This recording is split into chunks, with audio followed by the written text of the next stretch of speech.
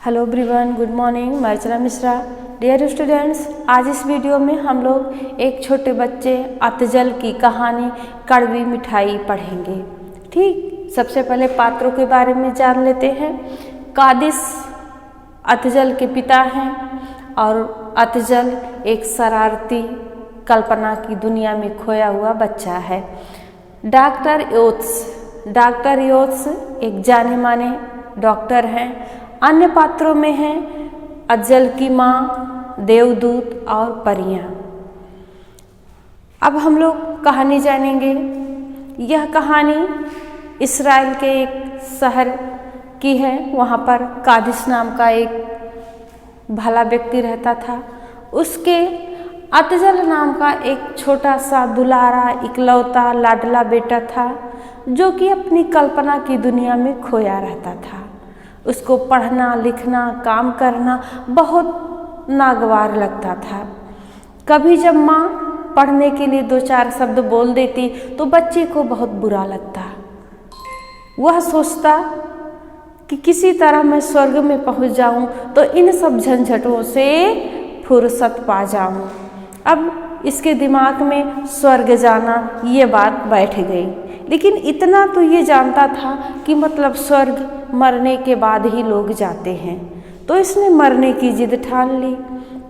माँ बाप का इकलौता बेटा मरने के लिए बिस्तर पर लेटा रहता, कोई कुछ बुलाता, खा लो बेटा, पी लो, नहीं मैं तो मर गया हूँ। यह सुनकर माँ बाप का कलेजा बैठा जा रहा था। वो चाहते हुए भी अपने इकलौते लाडले बेटे के लिए कुछ नहीं कर पा रहे थे। किसी ने उसी शहर के एक नामी गिरामी डॉक्टर योत्स का नाम बताया।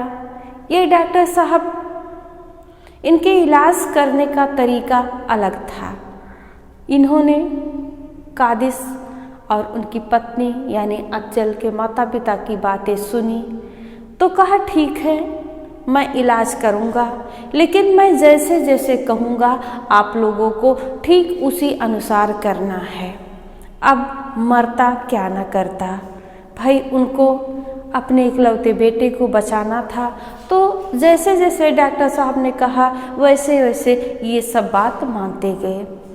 दूर एक कमरा खूब सजाया गया। वहाँ पर परी देवदूत के भेष में नौकर रखे गए। अब यहाँ डॉक्टर साहब आते हैं और अतजल को देखते हैं, कहते हैं अरे ये बच्चा तो मर गया है, इसको दफनाते क्यों नहीं। अब इतना सुनकर ये चहक पड़ा। अतजल बहुत खुश हो गया कि अरे मैं तो सचमुच में मर गया हूँ। वो कहा मैं यही बात कब से कह रहा हूँ, ये लोग सुनते ही नहीं। आखिर मरने के बाद ही तो कोई स्वर्ग जाता है। अब इसको दफनाने के ले जाने के क्रम में बेहोशी की दवा सुंघा दी गई। बच्चा बेहोश हो जाता है। लोग ले जाते हैं। वहाँ जो अलग से रूम सजाया रहता है वहाँ सुला देते हैं। जब बेहोशी की दवा का असर खत्म होता है, बच्चा जगता है, देखता है सब रंग बिरंगा, परी देवदूत सब खड़े हैं। तो एक देवदूत कहता है अतजल आपका स्वागत है स्वर्गलोक में। इतना सुनकर बच्चा और भी खुश हो गया। उसको लगा कि मैं तो सचमुच में ही स्वर्ग में आ गया हूँ। अब खूब अच्छी अच्छी मिठाइयाँ आई, खूब छक के खाया। कई दिनों से भूखा था, एकदम जीर्ण शीर्ण शरीर हो गया था, खूब छक के खाया, सो गया। फिर जब जगा पानी मांगा, बादाम का शरबत आ गया, उसको भी पिया। थोड़ा अच्छा नहीं लगा क्योंकि मिठाई खाया था, फिर शरबत, लेकिन फिर भी पिया। कुछ समय ऐसे ही बीता। कुछ देर के बाद बच्चे ने पूछा समय कितना हो रहा है, टाइम क्या है। तो जो परी के रूप में थी कहती है यहाँ टाइम का कुछ पता नहीं, यहाँ टाइम बीतता ही नहीं, दिन कभी नहीं जाता, रात होती ही नहीं, हमेशा ऐसे ही रहता है। अब ये बच्चा घबरा गया, यहाँ अकेले परेशान है। तो फिर कहता अच्छा हमको कोई कड़वी चीज़ खिला दो। तो जो देवदूत के रूप में नौकर था कहा यहाँ कड़वी चीज़ें नहीं मिलती, ये तो स्वर्ग लोक है, यहाँ पर सिर्फ मीठी मीठी चीज़ें मिलती हैं, खूब मिठाई खाओ, मीठे व्यंजन ही मिलते हैं। अब कोई भी हो मीठा व्यंजन कितना खाएगा, मिठाई बार बार नहीं खा पाएगा ना।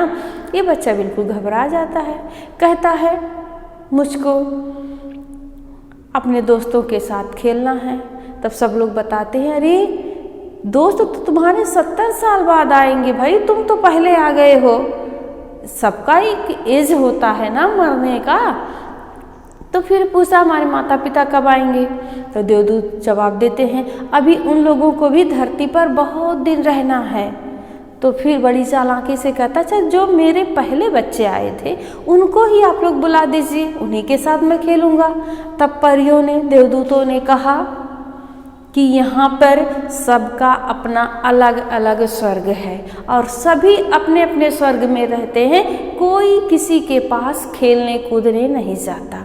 अब तो ये कैदी की तरह हो गया था, रोने लगा, दुखी हो गया, बार बार जब मौका पाता रोता, मुझको मम्मी पापा के पास जाना है, मैं ठीक है पढ़ूंगा, काम करूंगा, डांट सुनूंगा, सहूंगा, सब कुछ करूंगा, लेकिन मुझे यहाँ नहीं रहना है।